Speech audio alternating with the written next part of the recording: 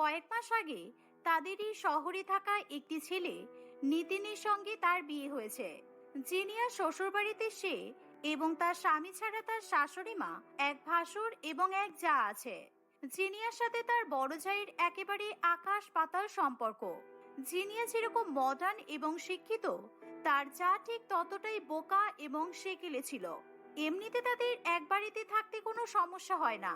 তবে জিনিয়ার স্বামী নিতিন এবং নিতিনের বড় দাদা নীলেশ তাদের বাড়িটা সারানোর বন্দোবস্ত করে। বাড়ি সারানো চলাকালীন তারা ভাড়া বাড়িতে থাকবে বলে সিদ্ধান্ত নেয়, আর সেখানেই শুরু হয় তাদের সমস্যা।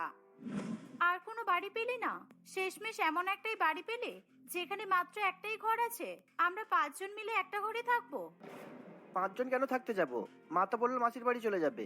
আজ বাদে কাল আমাদের সন্তান হবে, তাদের জন্য তো আমাদের ঘরের ব্যবস্থা করতে হবে নাকি? তার জন্য তো একটু অ্যাডজাস্টমেন্ট তো আমাদের করতেই হবে। কিন্তু আমি তোমার বৌদির সঙ্গে এক ঘরে থাকবো কি করে?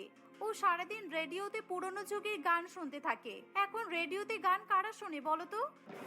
ছোট ছোট কারণে এরকম ভুলভাল ঝামেলা করো না। এতদিন বাড়ি ঠিক করার জন্য সেরকম লোকই পাচ্ছিলাম না, এখন পেয়েছি তাই আর হাতছাড়া করা যাবে না। আমার ল্যাপটপ, কম্পিউটার আরো যা যা দামি জিনিসপত্র আছে সবই একটা করে রাখলে আমরা থাকবো কোথায় বলো? আর এভাবে এতজন মিলে রুম শেয়ার করার অভ্যাস তো আমার নেই। তুমি এই কয়েকদিন না হয় বাপের বাড়ি থেকে ঘুরে এসো, আমরা কোনোভাবেই একটা ঘরে ম্যানেজ করে নেব। বাড়ি ঠিক করে তৈরি হতে কতদিন সময় লাগবে সেটা আমরা কেউ জানি না। আর আমি এতদিন আমার বাপের বাড়িতে গিয়ে থাকবো? আমাদের বিয়ের এখনো 1 বছরও হয়নি। এখনই এভাবে একা একা এতদিন বাড়িতে গিয়ে থাকলে লোকে কি বলবে? এভাবেই তারা স্বামী স্ত্রী সেই বিষয়টা নিয়ে আলোচনা করতে থাকে। দেখতে দেখতে আরো 2-1 দিন কেটে যায়। জিনিয়া বাধ্য হয় তাদের বাড়ির সবার সঙ্গে ওই এক রুমের একটা ভাড়া বাড়িতে এসে থাকতে। জিনিয়া আসার একদিন আগেই তার যা কমলিনী সেই ভাড়া বাড়িতে চলে আসে।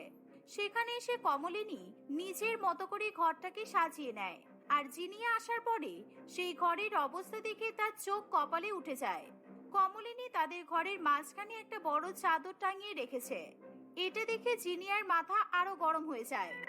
তোমার কি মাথা খারাপ? মাঝ বরাবর এরকম চাদর টাঙিয়ে রেখেছো কেন? এসব খোলো, খুব বাজে দেখতে লাগছে। মনোজা, আমরা দুজনে নিজেদের স্বামীদের নিয়ে এক কামরায় থাকবো আর মাঝখানে একটা পর্দা টানাবো না? আমাদেরও তো কিছু নিজেদের মধ্যে আলোচনা করার থাকতে পারে নাকি? তোমার মনে হয় তোমরা যে আলোচনা করবে সেটা আমরা চাদরের এপার থেকে শুনতে পাবো না? খুব বাজে দেখতে লাগছে ঘরটা, বিশ্বাস করো। আর এসব কি লাগিয়েছো তুমি ঘরের মধ্যে? কই, 2টো ক্যালেন্ডার লাগিয়েছি তো। তুমি ক্যালেন্ডার চেনো না? চিনবো না কেন? কিন্তু এইটুকু দেয়ালের মধ্যে 2টো ক্যালেন্ডার কে লাগায়? ঘরটা তুমি আরো ছোট বানিয়ে দিচ্ছ তো। একটা বাংলা ক্যালেন্ডার আর একটা ইংরেজি ক্যালেন্ডার, দুটোই তো দেখতে হয়। এগুলো অনেক কাজের জিনিস। কাজের জিনিস ঘরে লাগালে কখনো ঘর খারাপ দেখতে লাগে না। হে উপরওয়ালা, তুমি আমাকে শক্তি দাও। এই মহিলার সঙ্গে জানি না আমাকে কতদিন রুম শেয়ার করে থাকতে হবে। এরপরে যে আর কি কি করবে আমার জানা নেই। এসব ভাবতে ভাবতে জিনিয়া ঘরের বাইরে বেরিয়ে পড়ে। এভাবেই 2-1 দিন কাটে।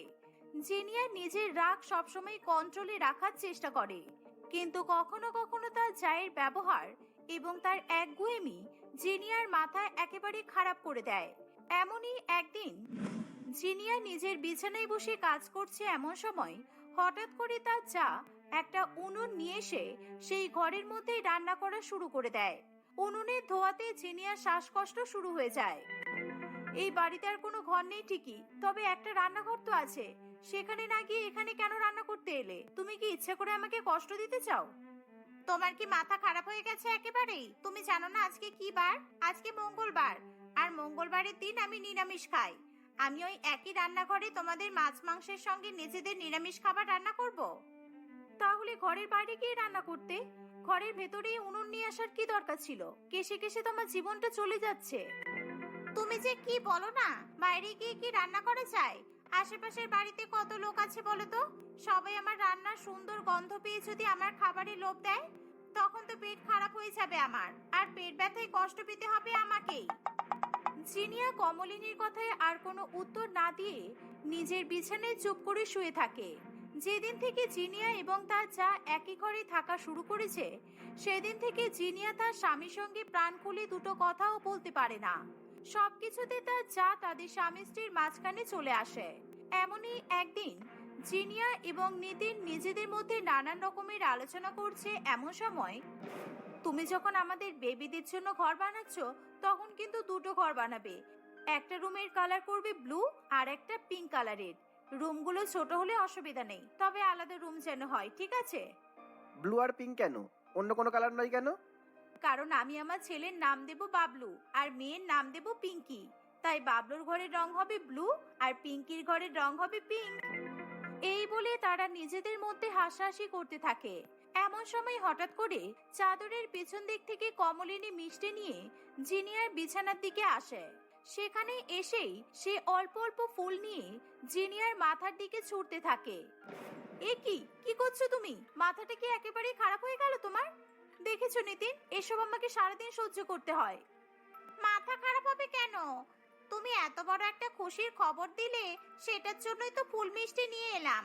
আমার বাপের বাড়ির গ্রামে কেউ মা হলে এভাবে ফুল দিয়ে তাদেরকে অভ্যর্থনা জানাতে হয়। আর তুমি তো দুটো বাচ্চার মা হতে চলেছো। শাশুড়ি মা শুনলে যা খুশি হবে না। জিনিয়া কি বলবে কিছুই বুঝে উঠতে পারে না। সে রাগে আর কোনো কথাও বলে না। দেখতে দেখতে আরো কিছুদিন কাটে। প্রত্যেকদিন জিনিয়ার ঘুম ভাঙে রেডিওতে চলা পুরনো পুরনো গান একদম ফুল সাউন্ডে শুনে। সে তার যাকে অনেকবার গানের সাউন্ড কমাতে বললেও কমলিনী তার কোনো কথাই শোনে না। একদিন জিনিয়া তার ল্যাপটপে বেশ অনেকক্ষণ ধরে কাজ করছে এমন সময় সে লক্ষ্য করে এতক্ষণ চলার ফলে তার ল্যাপটপটা গরম হয়ে গেছে। ল্যাপটপটা রেখে এবার কিছুক্ষণ বাইরে থেকে ঘুরে আসি। এত গরম ল্যাপটপ কোলে রাখলে পা পুড়ে যাবে। যা গরম হয়েছে ল্যাপটপটা, তাতে এটার উপর রান্না বসালে বোধহয় রান্নাই হয়ে যাবে। এই বলে জিনিয়া ল্যাপটপটা বিছানার উপর রেখে ঘর থেকে বেরিয়ে পড়ে।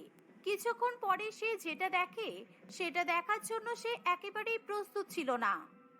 নিতিন, একবার ঘরে এসো, এসে দেখে যাও কেন আমি প্রথম থেকেই তোমার বৌদির সঙ্গে একসঙ্গে থাকতে চাইনি। কি হলো? কোথায় গেলে? এসো তাড়াতাড়ি। তোমার কি রোজ কিছু না কিছু নিয়ে ঝামেলা করতেই হয়? একটু শান্তি করে থাকো না বাবা। আর তো মাত্র কয়েকটা দিনের ব্যাপার, তারপর তো বাড়িতেই ফিরে যাব। বাজে কথা না বলে ঘরের দিকে দেখো তোমার বৌদি কি করছে। এই শুনে নিতিনের চোখ যায় কমলিনীর দিকে।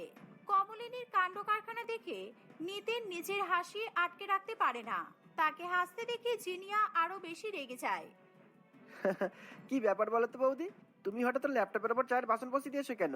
ওটার ওপর চা করবে নাকি? ইচ্ছে তো তাই ছিল। তোমার বউ তো বললো এটা নাকি এত গরম হয়ে গেছে যে এটার উপর হাঁড়ি কড়াই বসালে রান্না হয়ে যাবে। কিরকম বোকা বলো তো তোমার বউ? এটাতে তো সামান্য চাও হচ্ছে না। তুমি চায়ের পাত্রটা ল্যাপটপের উপর বসিয়ে কি এমন চালাকিটা করলে শুনি? আমাকে একটু বুঝিয়ে বলো তো।